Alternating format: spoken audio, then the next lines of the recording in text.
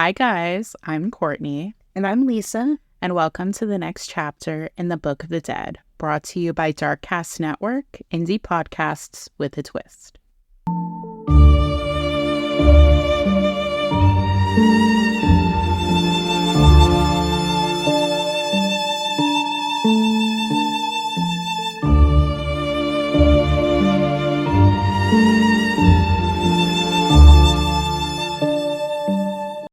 Hello, hello. Welcome to another chapter in the Book of the Dead. As you can probably tell, Lisa is not with me, but I have someone just as wonderful. Today, I have Gary Edgington. He is a retired 30-year law enforcement veteran, and he is also a retired counterterrorism task force commander with the California Department of Justice. He served in the LA FBI's Joint Terrorism Task Force, and in 2008, he was deployed to Iraq as an embedded civilian counterterrorism organized crime advisor. He is also the author of Outside the Wire, which is a wonderful book, and we can talk about that a little bit later. Gary, how are you? Thank you for joining I'm me today. I'm great. That's a mouthful you just had to say there. It's funny because it's not the first time I've gotten that, but I like people to fully know who I'm talking to. And you should That's be awesome. recognized for all of the things that Well, you do, any guests I have do or have thank done you. in your careers. Well, I appreciate the introduction very much. Sometimes people kind of flub it up and you got it. You're perfect. Spot on. Spot Uh, on. I try. Well, So I guess to kind of jump in as a little introduction, tell me about your career. Tell us, how did it begin, how you got mhm. into the line of work. You've had quite a decorated career. So, Well, yeah. We'll start at the very beginning. So basically, I grew up in Culver City, California, and my dad, when I was a young lad, was a chief petty officer, senior chief petty officer in the Coast Guard, and he retired in '64. And he went to work for the LA County Harbor Patrol, which is a peace officer position. He went to the LA County Sheriff's Academy and began a career in law enforcement with the LA County Harbor Patrol, which is sort of my first exposure to law enforcement as a possible career field. And then, you start trying to, when we went towards the grinding in of high school, you start thinking about what am I going to do, and I thought, well, that might be kind of an interesting road to pursue. So I became a police explorer, which is sort of um, a kind of quasi cadet kind of role that's affiliated with the Boy Scouts, and it was with the Culver City Police Department. So I did that for a couple of years. They send you to the LA County Sheriff's Academy. They do a sort of a what we call a shake and bake kind of academy on the weekends to give you a taste of what a real academy is going to be like and what you have to do and how you can be useful in law enforcement as this, kid, baby-faced kid.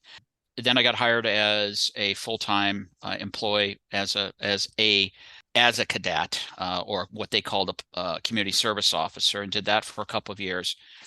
And then eventually got hired by the Manhattan Beach Police Department as a police officer in 1979. And as I told you before, when I was in the third week of the academy, my father was killed in the line of duty by a crazy guy who attacked him with a knife. That right there is an image of my father on that plaque right there. I wear a memorial bracelet on my wrist, never comes off my wrist. And as I said, he was attacked by a man who in 1975-76 was committed to a Atascadero State Mental Hospital after trying to kill a bunch of people with a rifle, including police officers who were responding, including my father, who was there as well.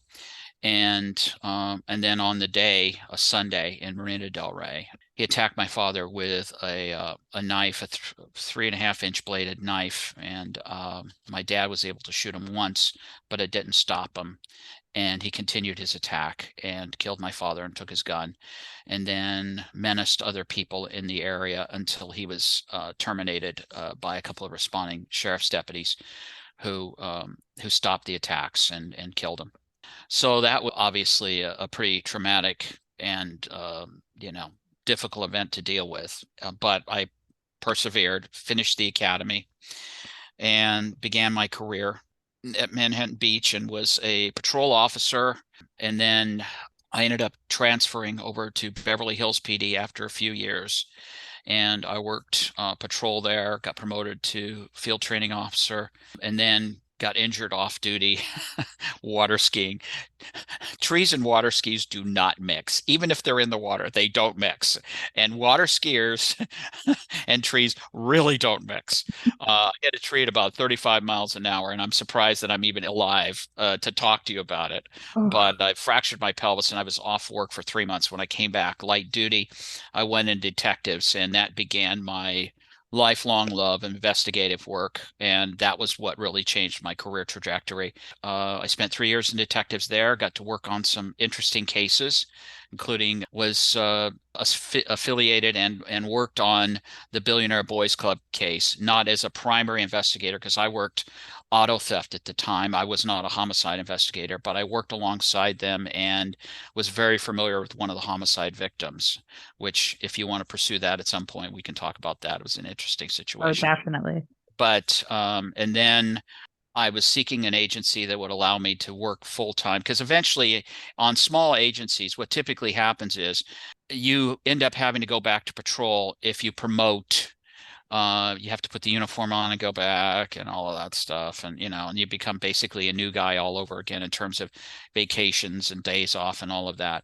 And I wanted to work in a strictly investigative agency, and the DA's office at LA County DA's office had about 250 investigators, and I got hired on there and did about 8 years there and worked on did a few years in the normal rotation assignments, and then lucked into a position in organized crime narcotics and had a wonderful time working major narcotics cases, and was involved because our unit also handled we were kind of like a sort of a quick response group that also was tasked with protecting DAs and witnesses and things like that if need arose. And so I ended up being involved with the O.J. Simpson case in that regard. And then the Department of Justice called and said, "Would you like to be a special agent for us?" And I said, "Okay." And I ran off to them and worked for them and finished my career there in 2008 as a task force commander. I worked while at DOJ, I worked major narcotics. I worked, powder cases, what we call powder cases, heroin, cocaine, that kind of thing. Huge marijuana case and tons of marijuana, which was backbreaking work moving that, I can tell you. Then I worked major fraud and organized crime intelligence, and then eventually in 1999 got an assignment on the Joint Terrorism Task Force. And I stayed affiliated with the Joint Terrorism Task Force in LA, the LA FBI Joint Terrorism Task Force, until 2008 when I retired. In 2001, I was promoted to special agent supervisor and into internal affairs, and I did that until 9/11. And then I was asked to stand up the Department of Justice's counter-terrorism intelligence task force in Southern California. And I recruited analysts and agents and detectives from other agencies and investigators from other agencies and formed this task force that initially our task force's footprint was basically up and down the California coast from Monterey to the border of Orange County and San Diego County. And then we stood up a task force in Orange County. So I didn't have to deal with Orange County. But so I had a huge territory. And eventually I was able to get most of my personnel involved directly, embedded directly with the Joint Terrorism Task Force. So we had analysts and agents in all the task forces, which is really good. So I worked in the Joint Terrorism Task Force pre 9/11 and post 9/11, which is an interesting contrast, which we can get into. And then in 2008, I retired and took a job as an embedded counterterrorism advisor with the United States Army in Iraq, and I was embedded with 10th Mountain Division at headquarters in the IED defeat cell, intelligence cell, and I worked with them. And I came back and 2000 in 2010. I went to work on the Guantanamo detainee cases for another company, and I worked in Washington, D.C. on that for a while. And then they had an assignment in Los Angeles that brought me back to LA so I could be with my family again. So I did that for a couple of years. And then a friend of mine who I worked with on the Guantanamo cases put my name in for an assignment at U.S. Special Operations Command in Tampa, Florida. And I worked that for about 5 or 6 months, which was fascinating, a little peek behind the curtain kind of job. But I was tired of being away from home and living in an apartment by myself. And so I came home for good and took a job as a corporate investigator for a company, eco recycling company, basically, an ag recycling company. And I did that until my retirement in June of this year. I did 10 Oh, years with wow. them. Yeah, that's a lot. Whew, God. That is a lot. That is a lot. You have had quite the career, and now you're an Yeah. author. Yeah, now I'm an author. Another thing, it's like, why can't I just like put my feet up and relax? But I have to be doing something, I guess. I don't know. Because this writing thing is like, I started writing the book after I came back from Iraq, and there were a lot of fits and starts because the book was sort of inspired by some of the things I saw, actually, a lot of the things that I saw in Iraq and what I did in my career prior to going to Iraq. And, but that was a long slog to get that first one done, a long slog, and it's even harder. The promotion part is the even harder part. So, but anyway, that'll be another part. This is another story. Exactly. Um, you've definitely you've had quite the career, and I guess that kind of segues into, obviously talking about some of the cases you've done Hmm. and the things that you've seen in your career. So tell me about some of the counterterrorism cases you worked. We typically focus on murders and disappearances, but that's only one type of crime. You Right. obviously have dealt with crimes that can affect the country as a whole and Right. things like that. So tell me about a case or two that sticks out to you. Okay. Well, when we first started up the task force, we had a civilian informant come up to us and say, "Hey, I was locked up with a bunch of guys in a federal holding facility, and while I was there, and I think he was there on a drug case or immigration case, one of the two, might have been a combination of both. It frequently is. And he says, I noticed that there were Muslim clerics coming in doing services, but they were actually doing active recruitment, jihadist-like recruitment. And so we fleshed that out, worked it up, and we prepared it and brought it over to the my counterparts over at the LA FBI. Brought it over to them myself personally, and the reaction was incredulous. Why would it was this was right after 9/11, by the way. This Why would they be involved in doing something like that? Why would that occur? This doesn't make any sense. It doesn't fit, blah, blah, blah, blah, blah. And we'd already received a lot of briefings, and there was this thing called the Al Qaeda manual that was supposedly discovered in Britain that was sort of like a manual for Al Qaeda in terms of operational manual, recruitment, that kind of thing. And one of the things it specifically said was recruit brothers in the prisons because they know the language, they know the culture, they can assimilate easily, they have US passports or can have US passports potentially. And so, of course, it makes sense. If you're operating a covert war within your enemy's homeland, why wouldn't you want people here's your choice. A guy from Yemen who basically, knows nothing about the culture, doesn't speak the language, blah, blah, blah, blah, blah, or a guy who grew up in, Baton Rouge, Louisiana? Well, the answer is obvious. So, but they didn't think so. But eventually, the interesting thing about that was they eventually did come around. We also gave it to LAPD, and LAPD had said that they had heard a lot of the same thing. LAPD had a very robust presence on the Joint Terrorism Task Force and a very robust counterterrorism program. John Miller was one of the head guys of that. You may know John Miller, have heard of him because he's a very famous reporter for ABC News. He actually interviewed bin Laden in one of bin Laden's little cave hideouts somewhere. And I mean, this guy is really, he before terrorism, he was really focused on the mafia, and he did some huge reporting on, the Gambinos and all the other guys there. So LAPD was like really fantastic, and we had great working relationship with them in their Major Crimes Division counterterrorism section. So we gave it to them. They said they'd already were hip to it or were working on, doing something. And eventually everybody started to realize that, hey, this is really true. This is really happening. So that was something that was pretty cool that we were able to put together on our own and develop and pass on. And there were other cases that I can talk about.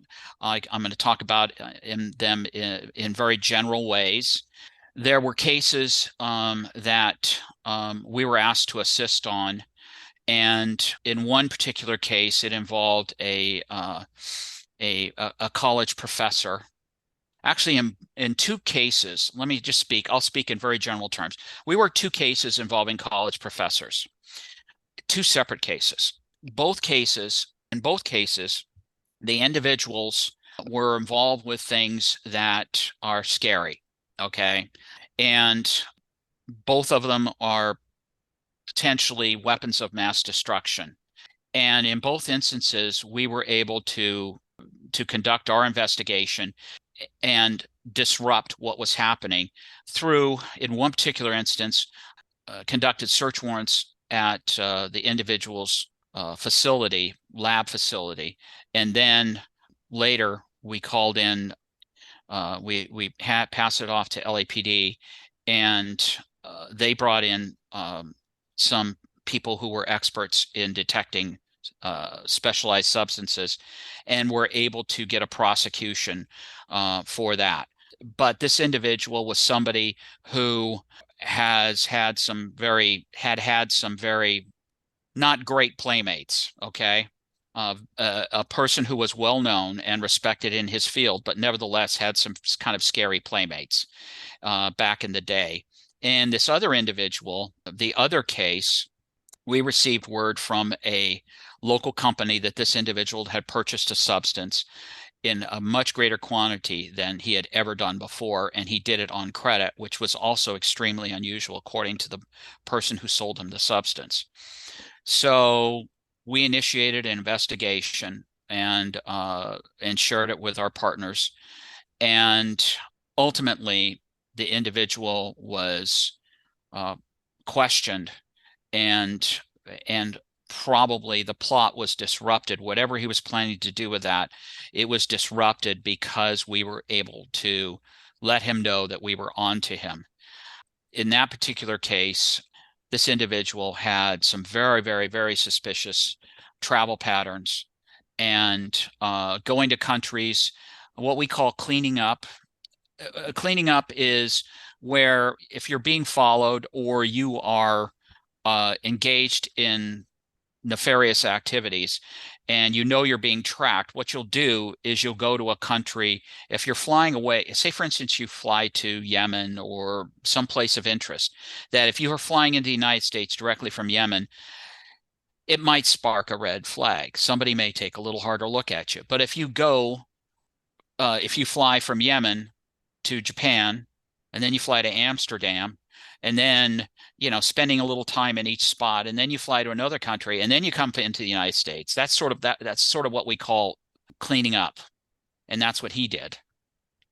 And the interesting thing about that case was he happened to go to one of those countries at exact same time in the same airport as another person who was also not a nice person.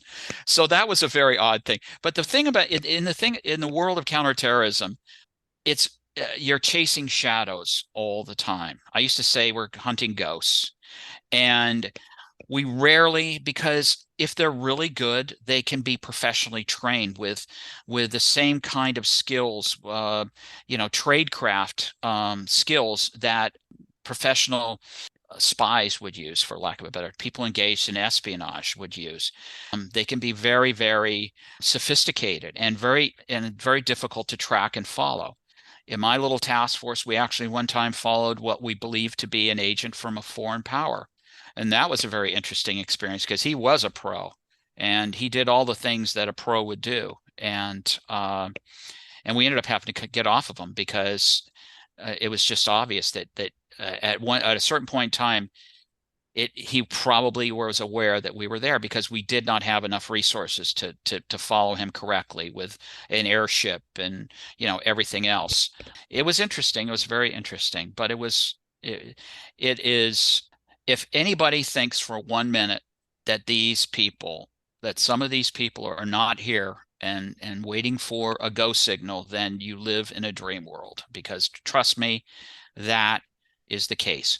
Or there are people who have been radicalized by watching content on the internet and are sitting in their basements plotting their own lone jihadi attack. A classic example of that was Major Nadal Hassan at Fort Hood. That was a lone jihadi attack. And then some in New Jersey, the father and son. I think it was up near Fort Dix. And there have been so many, so many. We had a husband and wife in Bakersfield. They had homemade explosives. They had homemade machine guns. They shot up a Christmas party of their coworkers at I think it was in either Riverside or San Bernardino County, and then started shooting up every place else and took off in their cars, throwing bombs out the windows at the police that were pursuing them. It was pretty hairy. And they were radicalized, or they had this in them and decided to take action because something triggered that.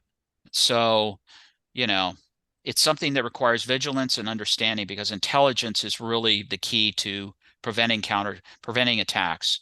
Intelligence is the key, and proactive, lawful intelligence collection and analysis is so, so important. So important. I can't emphasize that enough. So anyway, there you go. Maybe more than you wanted. No, no, this is great. No, absolutely. And that's why, like, I mean, you see the signs in like subway stations, you see something, say something. Like it's so important to, if you notice something that makes you uncomfortable, makes those hairs raise on the back of your neck, you Absolutely. you should say something, because you never know. Like it may seem insignificant to you, but in the greater scheme of things, it could be the difference between preventing an attack or not preventing. Exactly. And in the counterterrorism world, people generally don't hear about a lot of the successes. Sometimes they do. Sometimes, sometimes all you can do, if you have nothing else to go on, and you hear the chatter that something is up, somebody's planning something, we don't know what it is, but the players are moving around, scurrying around, and we see a lot of evidence of something in the pipeline. Sometimes they just have to put out make an announcement saying we're raising the threat level to this, or there's chatter or whatever, which exposes that we know something is up and kind of screws up the investigation from that standpoint. But it also forces them to go underground, potentially avoiding an attack. And like you said about being aware, as soon as you said that, into my head popped this thing that you may be aware of, you may recall. Do you remember the Times Square bomb that fizzled? That would Yes. have killed dozens, if not hundreds of people in Times Square. This guy, also a lone jihadi, put this bomb together, put it in a car, parked it in Times Square, and walked away. And I think an observant NYPD officer picked up on it or saw a wisp of smoke coming out of it or something like that. And, the rest is history. They found the guy and prosecuted him and everything else. Something very similar to that happened in the UK with a bomb that fizzled outside a nightclub in near Grosvenor Square. That was and it was ladies' night at this very, very popular nightclub. And this bomb was an anti-personnel bomb with, nails and, ball bearings and screws. And it was intended to just kill as many people as possible. And it fizzled. And there was like some smoke or something that came out, and it didn't completely detonate. And so the British police were able to track that vehicle all the way up to a spot in the Midlands somewhere in the United Kingdom, and saw that there was another car, that the two individuals and two cars met up, and one car was the one that was found in London, and the other one went somewhere else, and I think they found that one too. And then those two guys tried to firebomb using a car full of gasoline the airport in Glasgow in this whole scenario. And if memory serves me correctly, both of them were physicians. It's So, scary, like when you think of like people in professions like that doing things, or even like the professors, yep. in like, in that case, it's terrifying to think, these are what they're capable of, in the wrong situation. It's scary. Well, several of the 9/11 hijackers were trained electrical engineers, including, I think, Mohammed Atta. These guys, these guys all went to electrical engineering, civil engineering. They took they had degrees in those courses of study. And electrical engineering is of paramount importance if you're building bombs, because you have to understand, you know, all this stuff that I have no idea how it works. I don't know. I don't know how it works, but it does work. And that's how they know how to do it, is because they've been trained by these preeminent schools in these various technical fields. It really makes you think. But Yeah. that's the biggest thing, is like that takeaway is just, being aware of your surroundings, Yes. not to the point of, you shouldn't be paranoid every time you step out the door, of just No. being aware of your surroundings, because you never know.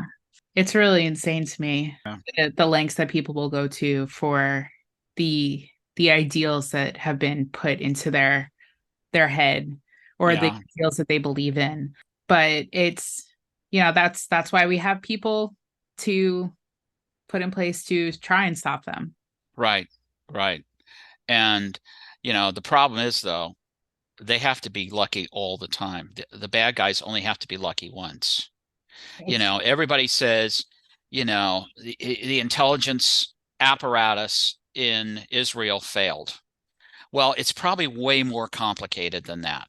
There are probably things, yeah, probably some things failed, but and there may be massive failures, systemic failures, or there may not be.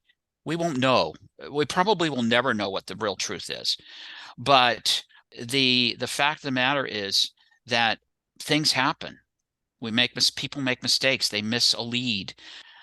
One simple thing can that is missed by an investigator could stop another 9/11. But it just happens where, they didn't get the report right away, or they didn't get the information from the phone toll records, or whatever, and they missed that piece that puts the plot together. And that's just the way it is. We try very, very hard. The people I had working for me are very dedicated. We tried very, very hard all the time to stay on top of things, but we knew that eventually something would happen, and it's just the way it is. Can't get them all. Yeah, unfortunately, you can't get them all, but it's true. Where people are not infallible, people Right. make mistakes. It is, unfortunately, the reality. You would like to think that they can get them all, get all the leads, and everything falls into line, but it would have to be a perfect storm, and that's just not the reality of the situation. Exactly. And also, intelligence collection and analysis can sometimes be a dirty business. You have to pay money to dirty people that are unsavory. You have to get in bed with them. And because, you know, your Catholic priest is not going to know a lot about what's going, unless they happen to be in Ireland and part of the IRA. They're not going to know a lot about what's going on with the jihadis. There's not going to be very helpful. So you're going to have to get in bed with some pretty unsavory people, people who may be drug traffickers or smugglers or mass murderers themselves or whatever, and they're political. One must always remember that there are political pressures on these activities too. And there are things that the other side can be very effective at in terms of making life more difficult for the people that are trying to collect the information and keep people safe. Things like, oh, you're being too aggressive targeting this one group. It's not fair. They're just this, they're just that. They're not harming anybody, blah, blah, blah, blah, blah.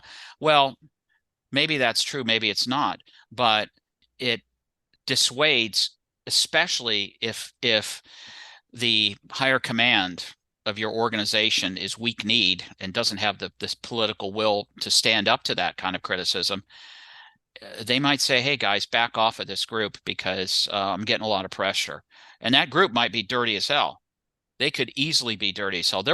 When we first started the task force, there were several charities that were funding Hamas in the United States, operating in the clear, in the open, and they were covertly funding Hamas. And we worked those investigations. And one of them was based in California or had operations in California. And there's still a lot of that going on, and they'll be operating under the guise of something very sympathetic that people would naturally gravitate to and want to give money to, but in actual fact, it's nothing more than a front for people buying weapons and explosives and support for evil people. Exactly. There's a lot of variables that the Uh-huh. average person wouldn't understand. Exactly. And I think it's easy for people to be so angry about the failures of specific, investigative branches, but that's looking at it in face value. Mhm. The average person, thankfully, doesn't understand the nitty-gritty of it. Yeah, and there are no question there are failures, systemic failures. There were systemic failures that led to 9/11. There's no question about it. I think everybody recognizes that. The intelligence community was not speaking to each other. I can tell you right now that working in the Joint Terrorism Task Force until about the middle of 2002, they didn't share with local law enforcement, even though local law enforcement, we were all cleared. We all had the necessary security clearances. We were all trusted individuals. They still did not share information with us. And we probably could have been in a position to help them because we've been here forever. We know the local players. We know, we have access to information. A lot of times we in the Department of Justice could put together information faster than the FBI could because we didn't have to go through 16 layers of bureaucracy to get it. I could get information almost instantaneously that would take an average FBI agent 2 or 3, 4 days to get sometimes. Because I could just turn to my house and say, hey, run this license plate, do a full workup on him. Let me know where this guy lives, I could tell him where he works, what his employment history is, all kinds of different things because of all these state databases we had besides Department of Motor Vehicles, criminal records, and that kind of thing. But for an agent working on the task force, if I wasn't there and doing that for them, they'd have to send, a message to, I forget what the research desk, I forget what they called it. There was some kind of name that they had for it. And it would probably take days sometimes to get that information back. And in these types of investigations, days matter. They move fast sometimes. Sometimes the bureaucracy can be our own worst enemy. Oh, absolutely. And I think a lot of people do understand that. And it's unfortunate that that happens, but again, people aren't perfect and things don't fall perfectly into line. Right. But, you know, the hope is that things will fall into line and the results that we want to happen are the results that do happen. Right. Now, you to move out away from counterterrorism, Okay. I have to ask about the Billionaire Boys Club. Yeah. Do have to. Okay. It's a thing. It's a case that I think some people may know, like the abstract of. It's it's quite a case. Like I was digging into it. I was doing some research, and it's a lot. It So, is a lot. so It's a real sociological study too, isn't it? When you look at the character of the individuals and the backgrounds they all have, they are all come from upper middle class to wealthy families, heirs to fortunes, and they all went to a very, very expensive private school in LA and the Harvard Westlake School, and they all became buddies there. And the ringleader of the group, I think his father was a PhD psychologist, I think. They're all well educated, and they thought that they were smarter than everybody else. The arrogance of this group was breathtaking, to say the least. Absolutely absolutely. breath. And that's really what got them, was their arrogance and their stupidity was astounding. I mean, putting together, I mean, one of the things that just, it's one of those things that a homicide detective goes, oh my God, this is just bizarre and stupid beyond stupid. They had a list on a legal pad of things that they had to do when they went to go kill this one individual, Ron Levin, who I actually had contact with quite a bit. I'll tell you about that. And it was things like, kill dog, and all this stuff. And it was just like a laundry list of things they had to do. It's like, oh, come on, really? you It, know? it really it was baffling to me, and that's the thing that gets me in some of the cases that I've covered. I looked, we did the Andrew Cunanan, obviously with like Oh, yeah. That would have been the fascinating. fascinating, and it was similar in sense the arrogance that he had Right. and wanting to, thinking he was smarter than everyone else, thinking he was Yeah. better than everyone else. I looked at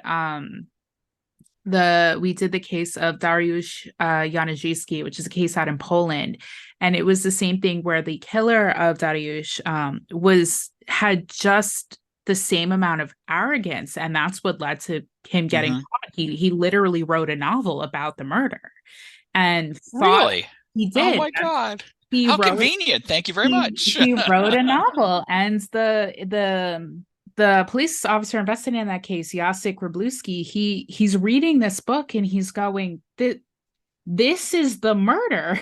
Yeah. This is the Yeah. murder. It's truly the arrogance that leads to their downfall. These boys were so arrogant, and it was really insane to me Yeah. researching. Yeah, it really was. They had a office, I think it was on 3rd Street, right outside of Beverly Hills. They used to go, I think they used to go to the Bombay Bicycle Club, which was sort of a hip happening restaurant nightclub kind of place in Beverly Hills. And I think that's how they came up with the name Billionaire Boys Club. But basically, one of the things that they had is they were going to the ringleader of the group, Joe Gamsky, I think his name was. His real name was Joe Gamsky. I can't remember what he called himself. Anyway, he supposedly had this theory that would help him to create these investment strategies that were surefire investment strategies that were going to work. And they met Ron Levin, I believe, at a nightclub or at a party. I think it was a party, and they talked to Ron Levin, and they thought they were convincing him to invest in their new stratagem. But Ron Levin is a very, very gregarious and friendly guy, but he's also a scammer. He was just a complete scammer. He loved scamming, and he thrived on it. He just loved it. And he convinced them that he was going to invest in there, and he supposedly did invest. Well, they thought he actually had invested money in their harebrained scheme, and they had all this money that they spent on like toys and suits and parties and cars and motorcycles and all this crap that they bought, thinking that they were going to be, rich and famous and blah, blah, blah, blah, blah. And then they suddenly realized that Ron Levin actually really did not invest money in. And so they got a little pissed off.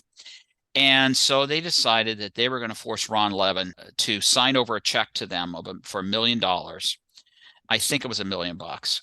And so they went over to his place and at gunpoint forced him to write a check on a Swiss bank account for $1 million. And then they killed him. And I think they rolled him up in a carpet, if memory serves me correctly. And they took him out to Soledad Canyon north of LA and dumped the body. Soledad Canyon is a very, very mountainous, desolate place. And I mean, it's a pretty awful place. And they did some other things to make identification of Ron more difficult. Now, how I got involved in this is I was working auto theft, and Ron Levin was a victim of a burglary from motor vehicle, which is where somebody breaks into your car and steals your stuff in your car, right? Only this was news equipment, recording equipment, cameras, lights, all of that stuff that was in the back of his car. And so it turns out that he had scammed other businesses into giving him that equipment gratis because he said he was doing a documentary on how news is gathered by stringers at night. The freelance guys who get out there with a camera and get the pictures of the dead and the dying and all that stuff. So he scammed all that stuff out of them and basically stole it from them. One of my partners next to me working the fraud desk was working that case. He's like 10 feet away from it.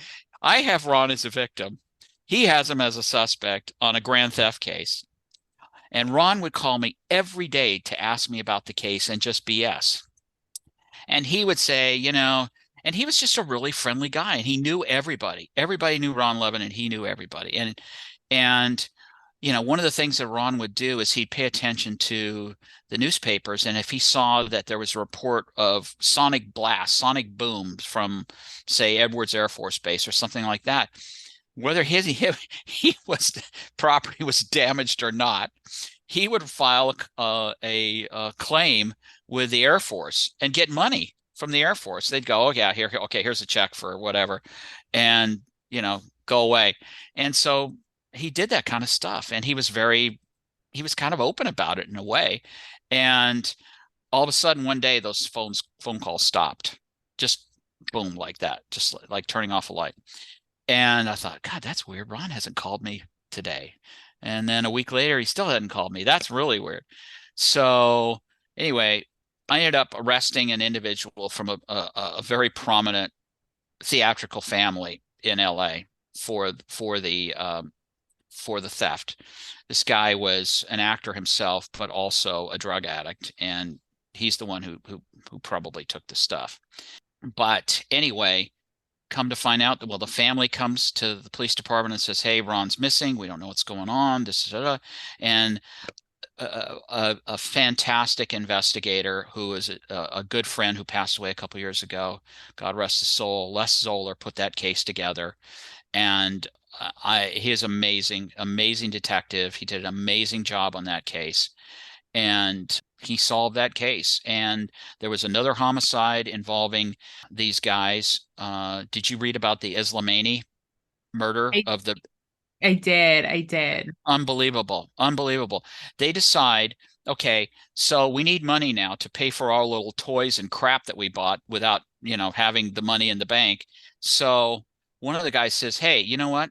My dad was a general in the Iranian Air Force or something like that. And then when the Shah fell, he came to the United States and he brought a bunch of money with him.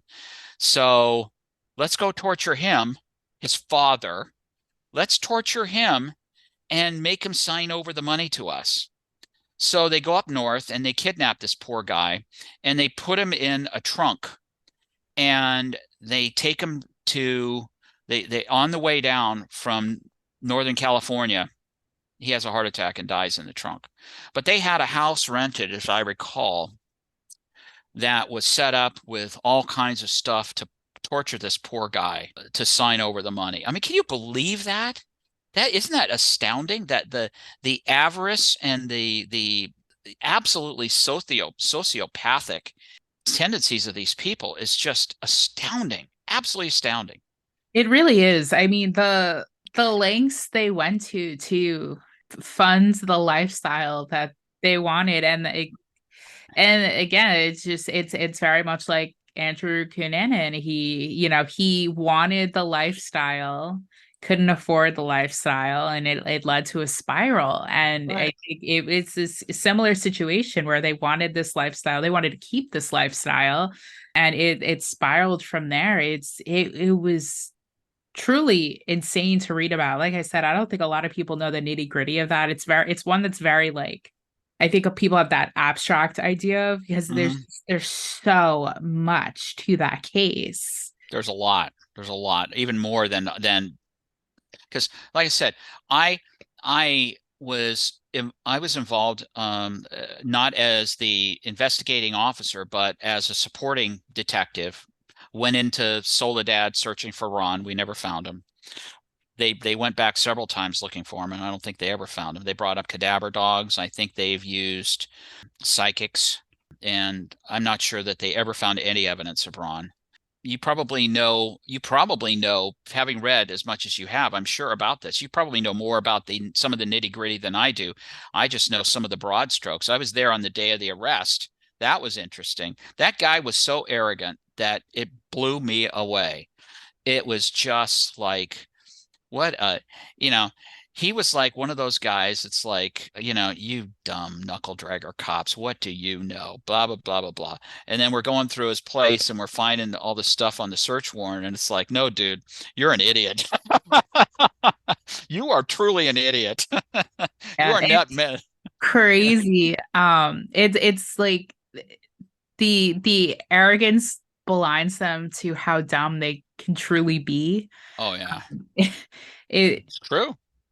maybe one day I'll cover the Billionaire Boys Club is because it was so fascinating to read about, but it was really was the arrogance that I think gets a lot of people in that one because they were just There was a couple movies made about it. One of them starred Ron Silver, or was one of them. Ron Silver was played a leading role. He actually played Ron Levin in the film. But there's been two that I can think of about the Billionaire Boys Club case, and I think it is a fascinating case. You should do that. That would be a fun case to do. You know a lot about it. There's a lot of twists and turns with it, and a lot of interesting little details. And uh, it is such a study in arrogance and entitlement and all of these things. I mean, I'm sure you probably agree with me. I mean, that's what a lot of this is arrogance and entitlement. yep, it's the ones that think they can do anything, have anything, Right, anything. right, And it's like what happened in your life that no one knocked you into reality that you right. Well, can't be like this. mommy and daddy probably held their hands through everything, told them they're so smart, they're so brilliant, you're so this, you're so Yep. that.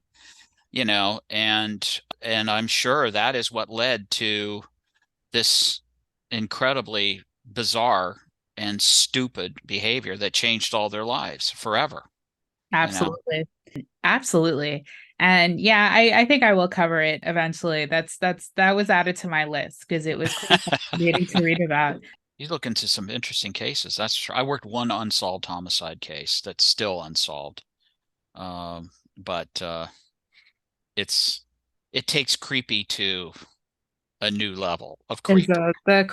castration murders? Uh-huh. That's the I was gonna one. ask you about that. Oh man, And that's the thing yeah. about those is I was reading about that and it's baffling because obviously it's unsolved, but it seems as if people can't agree on the number of victims linked to this case. I've seen one victim, I've seen five victims, Really? I've seen as Because many as five. because when I was working on the case, this was pre 9/11. It would have been probably the 2000s when I was working on the case. FBI VICAP said that there were two that they were aware of. And both of them were killed with the same 38 revolver. Both of them were rural body dumps. In both instances, the bodies were posed. Both were male. Both were male prostitutes, sort of drifter male prostitutes. One was in Utah, and the other one was in Pennsylvania, near kind of Penn State, I think. It was a rural body dump also. We had criminal profilers, a couple of a special agent supervisor and a special agent that were criminal profilers at Department of Justice, and they worked on that case. And then we were talking about it one day. They said, "Yeah, there's not much we can do about it." You know, they're up in Sacramento and I'm in LA, and this all happened in LA. The suspects were in LA. The discovery was in LA. So I said, "Yeah, I'll take a look at it." So they sent me all the stuff and everything. And so the circumstances were, several years prior to that, a local police department received a call from a male who said that he had been sexually assaulted repeatedly by this teacher, and that he wanted to file a crime report. So they conducted the investigation, and that led to executing search warrants at the suspect's house. And in doing that, the suspect, as I recall, greets the officers at the driveway and says, "I know what you're after. Let me show you where it is." So that's always one of those interesting things. Whenever that happened, it's like, okay, this could be interesting. And of course, they were not there for what they found at all. So they go into the house, and he opens a file cabinet, and there in the file cabinet is one of those jars that I always, this is, forgive my misogyny here, but this is one of those things that wives always have in their kitchen, and it's full of olive oil or it's full of pasta. Okay. And if it's olive oil, it'll have all kinds of stuff floating around it. Anyway, well, this was full of what we later learned to be alcohol, but what was floating inside, or what was inside, is not something that you typically see in these. It was a full set of male genitalia, and not something you see in the kitchen very often. Oh, no. No, no, not at all. And so I looked at the coroner's report, and the coroner said that it was a young, uncircumcised male, probably 15 to 17 years old, somewhere in that range, and that he had been castrated just prior to death. And so I went to the coroner's office and looked at the jar and noted the brand of the jar was Raven something. And so I did some research into it and learned that that company is based in England. So I coincidentally was planning a trip to Britain anyway. So as part of that trip, I reached out to the local, law enforcement there and spoke to a homicide detective, superintendent or something like that at the police college. That sort of is like, I guess it's sort of like a central clearinghouse, kind of like VICAP is for homicide information in the United States. And they said they had nothing like it. Well, and then I contacted the company and learned that the jar was never purchased or never sold in the United States. It was sold in Europe and for a short period of time in Canada. So the individual involved was prosecuted and acquitted in this case, and it was primarily because the victim was such a dodgy person. Not that this stuff didn't happen, but the victim was so dodgy. Poor kid was an alcoholic, kind of a street urchin from Vegas. He got picked up on the street by the defendant or the suspect in Vegas and taken on a road trip all over the country. And that's kind of what these guys do. From what I learned a little bit about this kind of stuff, and this is what these guys do.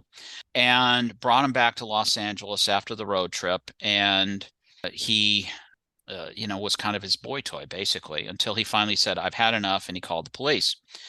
Well, the suspect in this, as I said, was a very prominent, very beloved teacher in the local area there. Everybody knew him. People filled the courtroom with supporters for him, but had some of the things that they found in his house been entered into evidence, they would not have been cheering for him, because besides that, there was a skull and there were clippings and handwritten bits of stories, gothic stories, gothic horror fantasies about the castration of young males, and specific descriptions on how the castration occurs, all these things, which coincidentally, the description of it was exactly the same wound pattern as the genitalia had. Okay. So this is all like, this is off the creep scale, right? And I got word through the investigation, I think, that this guy wrote and sold gothic horror stories about castration. And I did some research. Of course, this is in the infancy of computers and things like that, in terms of like being able to Google stuff and have all of that handy. But I did learn that there was a whole subculture of castration, which I was happily ignorant of before this case. I'm sure. So yeah, yeah, believe me. So West Hollywood was an area that this individual was, or one of his friends was living in, and supposedly that his stories were sold in. So I decided to go to West Hollywood, and I went to a bookstore there that's gone now, and identified myself and said, "Hey, conduct this investigation, blah blah blah blah blah, and I'd like to see your books on sexual castration." And the guy said to me, I swear to God, this is true. He said to me, "Oh, sure, they're right over here." And I'm like, okay. I didn't ask for a Martha Stewart cookbook. I was asking for a book on sexual fantasy castration. So the best part is coming, because he took me to the spot where the books are, and they're sold out. He said, "Oh, we're sold out." I'm like, okay. So I said, "So what do you suggest I do? I need to find out more about this. I need to find out, about this individual and all this stuff." And they said, "Yeah, go across the street to the leather shop. They probably know who it is or know about it." So I went across the street to the leather shop, and it's not it's that kind of leather shop. And it had spikes, chiseled steel spikes and all kinds of crap. And they just totally iced me. They knew about this, but they totally blew me off completely. So anyway, ultimately I got promoted and I had to put the case aside. One other thing I did that was it, that I said, I talked in talking to the detective superintendent. I said, "Who do you suggest I call in Europe? Because we know this jar is from Europe. The person is uncircumcised, which is much more common in Europe than it is in the United States. So what do you suggest? Do you think maybe we should call, who would you suggest I call?" And he says, "Okay." He says, "You could call the French and call the Germans." I said, "Okay." So I called the French, and they're like, "No, no, no, we don't have anything like that here." And then I called the Germans. They go, "No, no, no, 999. We don't have anything like that. But call the Dutch, because they're kind of weird." He basically kind of said that. He said the Dutch might, you know. So I called this Dutch captain, and I said, "So, here's the deal." I said, and he said, "We're very proud of our very liberal attitudes about sexuality and stuff like that here in the Netherlands. But to be very honest with you, that's even too screwed up for us." I swear to God, he said that. Which is pretty funny when you stop and think about it, cop to cop talking here. But ultimately, one of my colleagues took the case over and did a hell of a job. And she found the kid, the actual victim, and not victim, but I mean, well, the victim of the sexual assault stuff, part of the case, and went and talked to him, I believe, and learned that he said that he had witnessed some of this stuff, and that it was filmed in a special room in the basement of the house. But unfortunately, time had passed, and the individual, the witness, was he was a stone alcoholic, and his brain was so fried that there was just no way that he was going to be a credible witness. So, so there was really nothing more to do. And the individual, the suspect, and it had moved on, so somebody else lived in the house and all this other stuff. So, unfortunately, the case kind of died, and it was very frustrating because the pathologist at the LA County Coroner's Office, when he removed the the specimen from the jar, he put it in a tray of formalin, okay, formaldehyde basically. Then when he was done with his forensic examination, he took it out and he put it back in the alcohol. Well, apparently, according to our DNA lab, that destroyed a ton of DNA evidence. And so we were never able to do a match on the two victims that we knew about that were killed with the same gun, which I think is fascinating. In out west and in Pennsylvania, both shot with the same 38 special revolver is and posed in a similar way. So that, I guess the way they were posed was if you roll the body over, you suddenly are horrified by this wound pattern, Mhm. which is the way the guys described it to me, the experts on profiling. So it was a fascinating case. Unfortunately, we never solved it, but I did learn a lot, an awful lot, and it was it was on the creepy scale up there near the top. Gotta Oh, say. I'm sure. Yeah, just some of the reading I did on that, it was like, oof, that's I could, I mean, reading it after the fact was something, but I can't imagine being the one investigating it in the Yeah. Yeah. And you know what? I think probably one of the creepiest parts of this whole thing was going into a bookstore in West Hollywood and having the clerk say, "Oh yeah, we're sold out." How creepy is that? That's Yeah. like I'm not that like oh yeah. No, I'm that's not one to yeah. So I'm curious now. You said there's like possibly five victims. Were they also rural body dumps killed with a single shot to the head? so let me see. I bookmarked it. So there was another body in Wyoming, about 27, never been identified. He was shot more than once with this 38 revolver. Then Naked? Was he posed naked? doesn't specify in this. Right.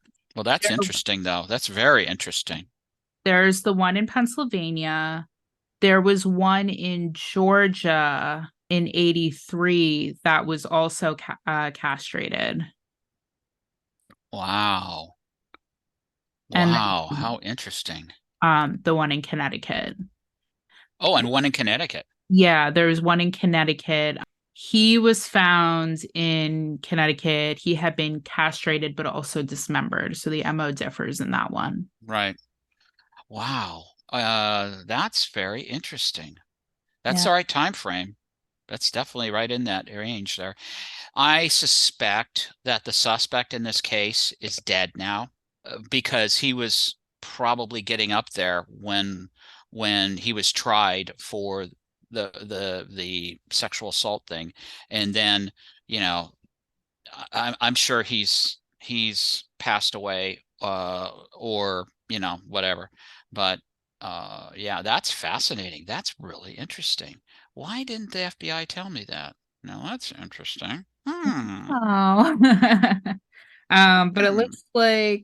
it looks like they might not have been connected. Right. I mean, this is just the theory that they were connected, but yeah, between 1980 and 86. I mean, except for the dismemberment, which is completely that's a radically different MO. Yeah. If the victimology is similar, obviously we don't know anything about the victim in Wyoming, but the other victims, behaviors and demographics are similar. And was the guy in Georgia, was he's also shot with a 38 revolver? So that one didn't specify just on the one page I Uh, bookmarked, ah, but I'm gonna look into that more because that's interesting. that is interesting. Wow, now you got my blood up here. I'm like,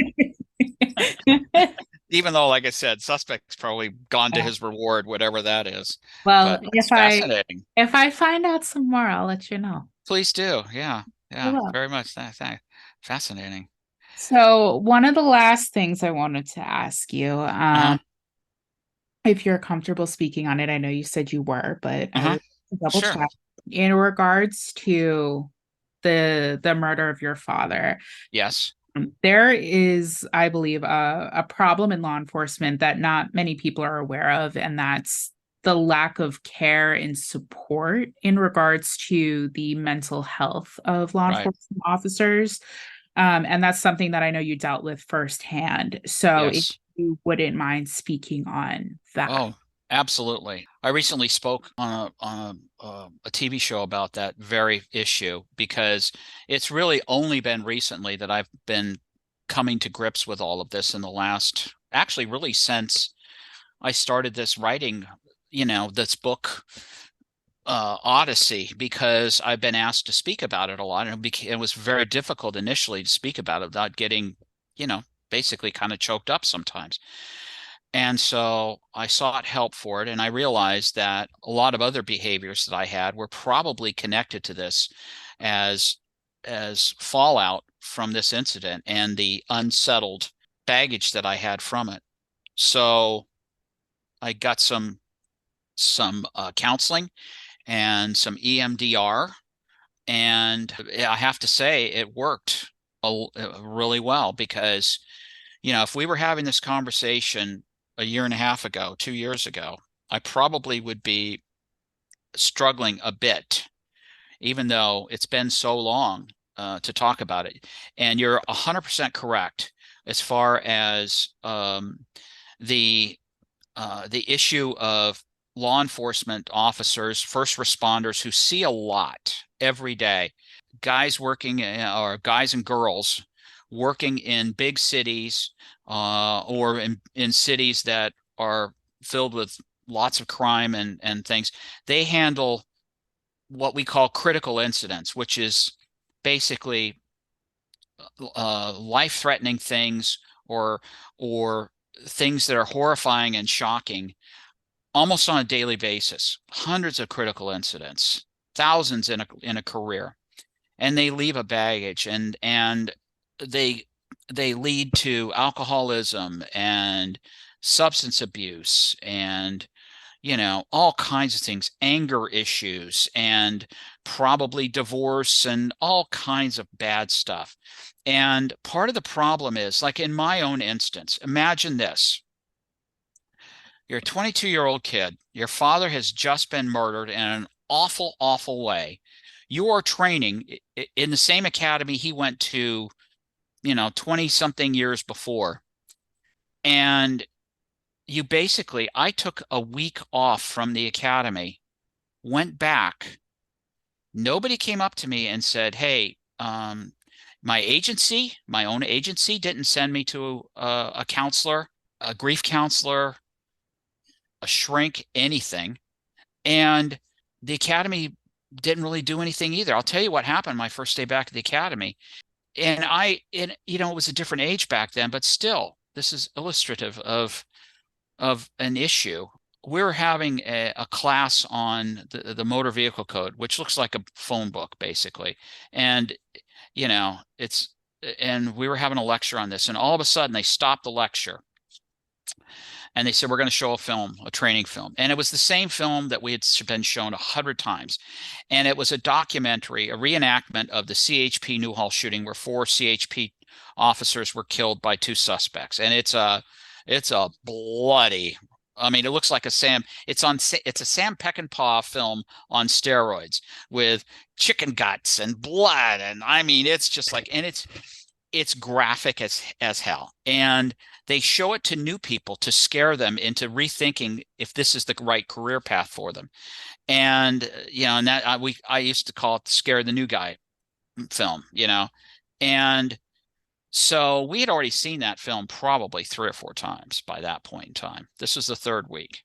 So they put it up there again, and I know damn good and well why they did that. And I think everybody else in that room knew why they did that, because I had just come back, my first day back, and they wanted to see if I could hang or not. And I did, obviously I did. And I was there for the end. It was the third week. I was there for, it was almost 20 weeks long, 19 or 20 weeks. So I had a long way to go. but nobody said, hey, we've got the chaplain here. Do you want to talk to somebody or whatever? And when we went right after he was killed, it happened on a Sunday. On a Tuesday, or I think it was on a Tuesday, the LA County Sheriff's Department helped with the arrangements for the funeral and all that. So my mom and I went to a funeral home to select the casket. And I go into the funeral home with, the sheriff sergeant, a wonderful man, really great guy. They were all wonderful, really very wonderful people. And I look at the casket and I'm like, and I say, and I'll never forget this as long as I live. It's one of those things you just don't forget. I said, they're going to put my dad in a box. And I lost it. I started crying. And and he put his hand on my shoulder and he said, Gary, buck up. Your mom's here. And so I had to. And so I had to hold it together. And I'll tell you something interesting about that. My mom was never aware of this until she listened to one of these podcasts and she heard me say that. And she said, Gary, she said, your sister and I have been wondering for all these years why you never cried about all of that. And she says, now I understand. And she says, that must have been so hard for you. And I said, yeah, it was. And it was, you know, I mean, every once in a while it would, over the next 30 something years, every once in a while it would rear its ugly head. And, I'd kind of lose it a little bit. But, you know, I should have had some kind of help. And guys, and the other problem is, uh, there's a stigma attached to that. And that prevents people from asking for help. The law enforcement agencies will go on television and they'll say, we're getting our people everything that they need and blah, blah, blah, blah, blah, blah, blah, blah, blah. But the reality is, if I raise my hand and I'm a detective or I'm a SWAT team guy or whatever, and I say, hey, you know what? I've been having some problems dealing with some of the stuff I've been had to do and blah, blah, blah, blah, blah. I could use some help. Well, more often than not, suddenly their career path changes. They go from that plum assignment to what we would call the rubber gun squad. Now you're in evidence, or now you're in whatever. You're not doing what you had been doing before, because now we're like a little worried, because what if something happens and we knew this and all this other stuff, when it's really not fair. And and officers have to trust the leadership of the agency to have their backs when they raise their hand and say that. And a lot of agencies don't deserve that trust based on their actions. And officers are not stupid. They see that. They see if I get involved in something and God forbid I have to use deadly force and the news media is going nuts over it, and even though everybody knows it was justified, the agency either cuts me loose or doesn't support me the way they should.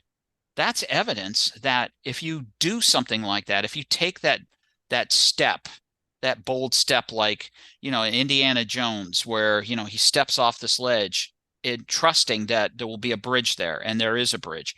If you don't trust that that bridge is going to be there, you're not going to step off. And and that is a big part of it. I think people need to be able to feel like this is not going to be the end of their career if they have the guts to stand up and say, hey, I'm a human being. I've seen a lot in my career and I could use a little help to talk about it. And I think, when I was in Iraq, these young soldiers, you know, 18, 20, 22, 24 years old, they're at Camp Victory they're at, rear echelon guys, okay? They're not at a FOB, a forward operating base, getting shot at on a daily basis, but they were killing themselves. There were like 2 or 3 suicides on base while I was there. And, I mean, I think there's just no outlets for it. And that's really sad. That's awful. And, suicide rates among returning veterans, special operations guys, the hardest, toughest best that we have, there's from guys that I've talked to, and there's a big problem with that stuff where guys are taking their lives, and I keep saying guys, but men and women. It's men and women are taking their lives because of this, and it's such a tragedy. It's such a tragedy because they deserve so much more than that. Our firefighters, our police officers, our military people put their lives on the line on a daily basis for us. And you know what? People in the medical profession, in the hospitals, in the ERs, they go through a lot of crap. They see awful things. And they probably are dealing with much of the same problem, PTSD and other issues, much like first responders are and military people. And I think mental health is a big, big issue.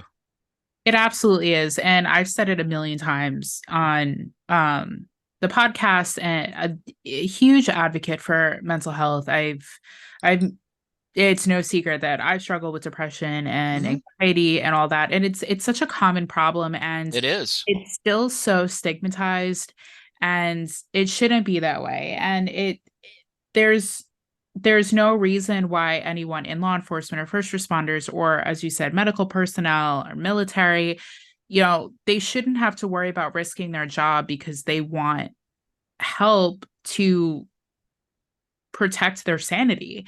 Uh, Hmm. and they see horrific things, or they deal with horrific things, they deal with stressful things, and they need an outlet for that, and they need to be able to have the sense of security that they're not going to be looked down upon, they're not going to be transferred, they're not going to have Exactly. all of these repercussions because they genuinely need help. Exactly. Exactly.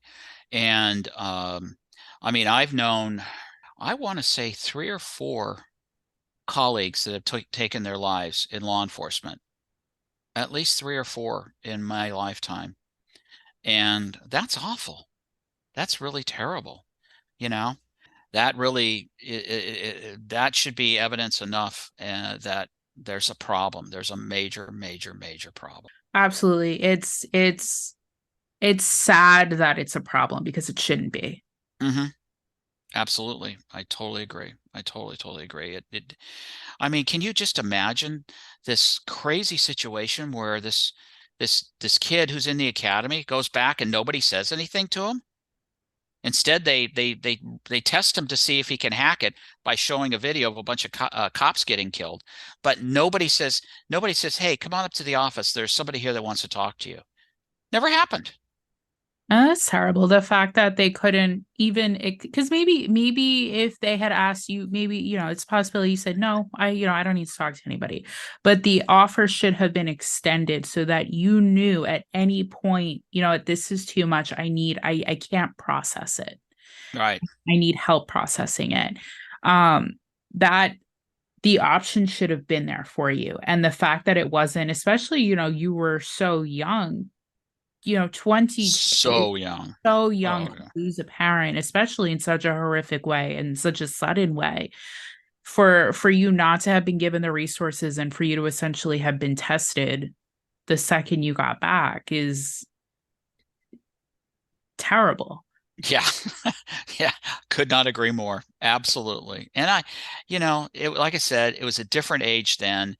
People did not, there wasn't access to this kind of, and, it was a different generation, all that, but still, all that there, you know, say for instance, I'd been involved in a shooting, well, in my early years of my career.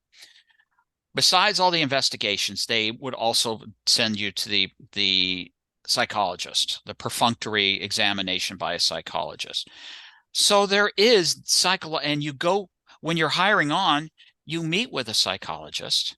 That's part of the process, or a psychiatrist. That's part of the screening process to make sure that you don't have any disturbing behaviors and things like that.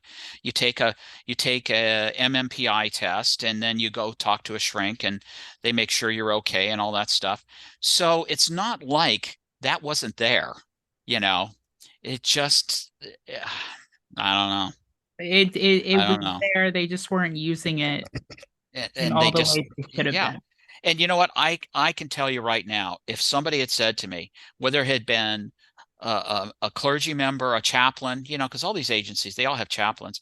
If they had been a chaplain or even a mental health professional, I guarantee you I would have illed myself at that for sure.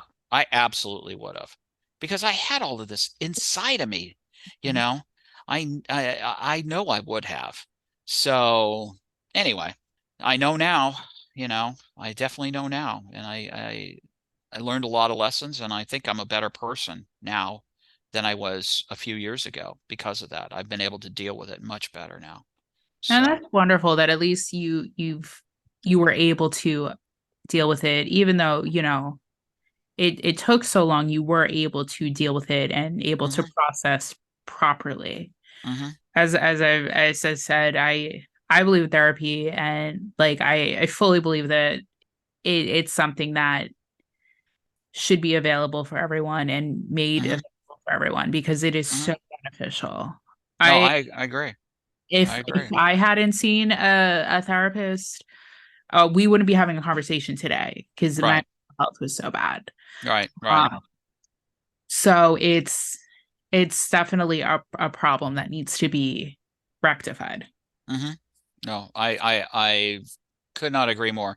The guy, the I mean, can you imagine this? The guy who killed my father sent sent to a Tuscadero State Mental Hospital because he's adjudicated as being criminally insane. He's not tried yet, but he's been sent there to get him straightened out, supposedly. And 18 months later, they release him, give him a supply of Thorazine, which is basically, people have told me, is like a pretty serious drug, and sent out and told, okay, go see, an outpatient person or whatever and sin no more. And, 8 months, 9 months later, he kills my father, you know. I mean, and I know so many instances that where this kind of thing has happened, where somebody, and we see it all the time in the news, these people, these mass shooter people, they're like, people knew that there was a serious mental health issue with this individual, and nobody did anything about it, or they did it, but they did it in a very perfunctory way or whatever. A lot of these things are preventable if somebody just says something, and raises their hand and says, hey, you know what, this guy, somebody needs to take a look at this guy because there's some big problems here, you know, and maybe the laws need to be changed. I don't know. I'm not an expert in this field, but I agree with you 1,000%. There needs to be some changes, and this needs to be more accessible and less stigmatized for sure. Absolutely. Absolutely. But it has been a pleasure talking with you today. Likewise, likewise. I learned some things from you for sure. You really piqued my curiosity about that case, and also the Andrew Cunanan stuff. I'm going to tell my wife about that. She's been fascinated by that. She's fascinated by these things too, like you are. She doesn't follow them as closely as you do, but she was at Florida State when Bundy was there, and so she has a bit of a connection to that and has always been very, very interested and sensitive to that story. So that's why I asked you about Bundy. But another arrogant guy, another very arrogant guy. Yes, very. But anyway, yeah. Oh my gosh, it's been such a pleasure talking with you. The time has gone by like in a It blink. has. It has. And So as always, guys, I'll put links down below for any cases mentioned today, but also I'm going to put a link down below for Outside the Wire because you guys need to read it. It is so good. I'm Um, glad you like it. Yeah. I it's it was I had a lot of fun writing it. It was hard, but I had a lot of fun writing it. Yeah, I could tell it's so good. I Thank you. fully Oh my recommend God. it. Thank you so much. Um, Thank you. I really appreciate that. Yeah. I'm very proud of it. I really am. I am very proud of it. And I I'm writing a new book now, a sequel. And it's called World Way. That's the working title. And it's sort of LA centric, but Rick and Nancy and many of the players that you have met in the first book are back, and it's a story about terrorism. It's actually very, very prescient because Iran is front and center in this story. Where they were in the background and pulling the strings in the first book, they are front and center in this one, and so it's sort of prescient in that way. Oh, I So can't wait. I can't yeah, wait. I love Rick and Nancy so much. I They're they such have a good great characters. relationship. It's They do. interesting relationship. And you know what? PTSD is front and center in this book, big time, because both of them were completely traumatized by their experiences there in that third act of the book, as they well should have been. And Nancy, being the highly evolved medical person and female that she is, was totally hip to it and got help. Naturally, Rick, being Rick, was like, I'm okay, whatever, right? It And makes then of sense. course, It's on brand and for then Rick. and then he gets bit in the ass, basically. So I so can't wait. anyway, yeah. So hey, well, thank you very much. I really appreciate the opportunity to talk to you and have had such a wonderful time. Really. And please let me know what you find out about those homicides. I will. Curious. So links will be down below. I urge you to check out Outside the Wire. So good. As always, Lisa will be in the next one, but she would say to have a wonderful week and all those lovely things that she says as palate cleanser at the end. And I will talk to you guys next week for another chapter of the Book of the Dead. Bye, guys. Thank you so much for listening to this chapter of the Book of the Dead. And don't forget that you can always connect with us on Instagram. You can connect with us on Twitter, and you can absolutely connect with us on Patreon. We also have a merch store as well that we have frequent discount codes coming out for, so that you guys can get merch hand drawn by myself at a better cost. We hope you have a lovely rest of your week. And just remember, please be kind. And don't forget to always stay safe, stay curious, and stay vigilant. Bye, guys. Bye.